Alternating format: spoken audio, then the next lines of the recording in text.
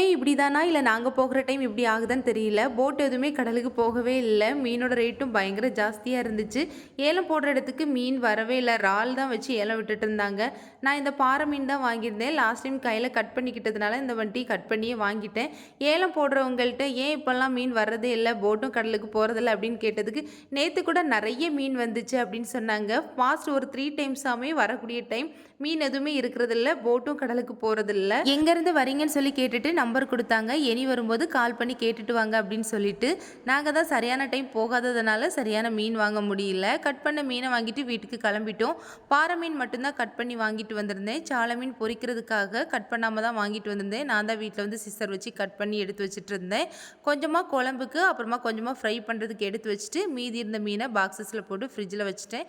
இனி 2-3 டேஸ்க்கு எந்த ப்ராப்ளமும் இல்லை. அவ்வளோதான். நெக்ஸ்ட் வீடியோஸில் பார்க்கலாம். பாய்.